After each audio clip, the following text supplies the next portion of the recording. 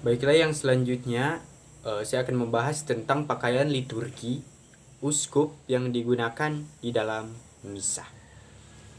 Yang pertama adalah jubah ungu yang seperti sudah dijelaskan tadi. Alangkah baiknya digunakan jubah ungu sebagai jubah dari uskup tersebut ya.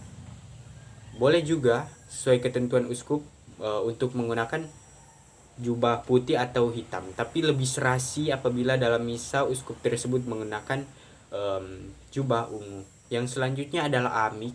Amik ini adalah sebuah kain persegi panjang yang di kedua ujungnya itu dia memiliki pita atau tali. Kemudian tali itu digunakan di kerah untuk menutupi kerah imam, digunakan dan disilangkan di bagian dada dan diikatkan ke belakang. Kemudian ikatannya itu di depan, ditaruh di depan.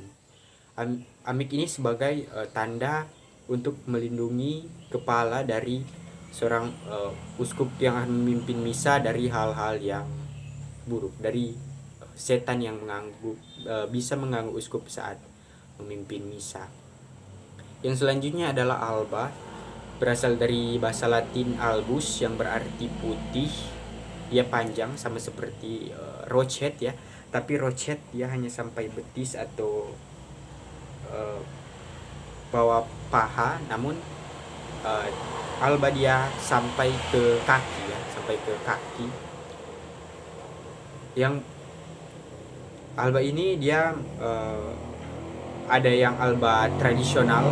Yang alba tradisional dia biasanya lebih banyak jaring-jaringnya itu di bagian bawah atau tangan, dan alba modern yang bahan kainnya putih sama, putih polos untuk menutupi semua bagiannya.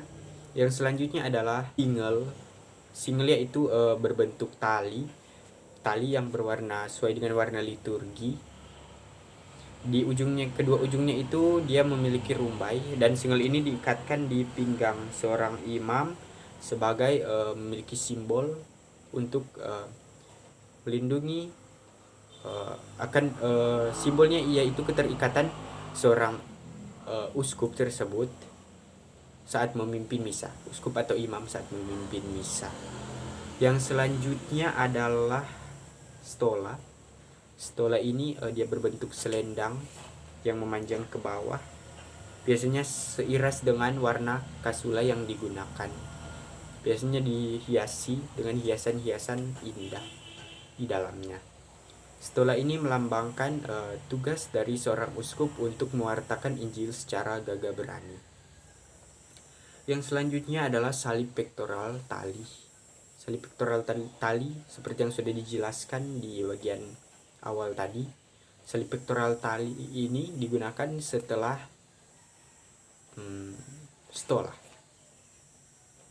Yang selanjutnya adalah dalmatik pontifikal. Biasanya dalmatik pontifikal ini hanya digunakan dalam misa-misa agung, misa-misa meriah, misa-misa kepausan yang dipimpin oleh uskup tersebut. Biasanya digunakan sesuai dengan warna liturgi. Jadi kalau putih ya kasula dan stola berwarna putih, artinya juga dalmatik kepausan itu berwarna putih. Dan yang selanjutnya adalah kasula atau planetarium. Kasula ini dia adalah bagian paling luar dan bagian paling nampak yang kita sering lihat dalam misa. Adalah bagian yang paling luar dari pakaian liturgi seorang imam maupun uskup. Kasula ini dia berbentuk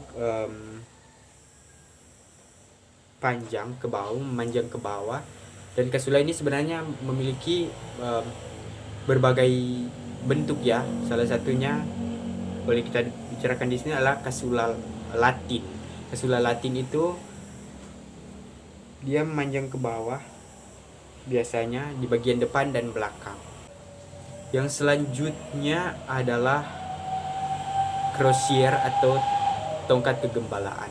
Tongkat kegembalaan ini, uskup ini dia berbentuk tongkat dan salib, biasanya ada salib, dan di ujungnya itu dia melingkar. Berbeda dengan tongkat paus yang kalau tongkat paus dia hanya salib.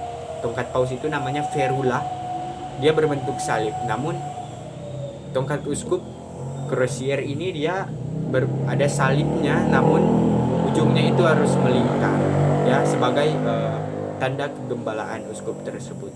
Yang selanjutnya adalah mitra. Mitra ini digunakan oleh para episkopal yang para uskup ya. Mitra ini dia berbentuk seperti apa ya? Dia berbentuk seperti mengkerucut ke atas begitu, tapi tengahnya terbuka ya, tidak menyatu, jadi terbagi menjadi dua bagian, satu di depan dan satu di belakang. Dan mitra ini di belakangnya dia ada dua pita, dan biasanya di dua pita, di ujung dua pita itu dia ditaruh lambang keuskupan atau lambang kepausan dari seorang episkopal, dari seorang uskup yang menggunakannya. Yang selanjutnya adalah topi solideo. Seperti yang sudah dijelaskan di bagian awal tadi, topi solideo ini digunakan juga dalam misa. Sepanjang misa tersebut digunakan, dan itu letaknya di bawah mitra ya, di bawah mitra. Topi solideo tersebut di bawah mitra.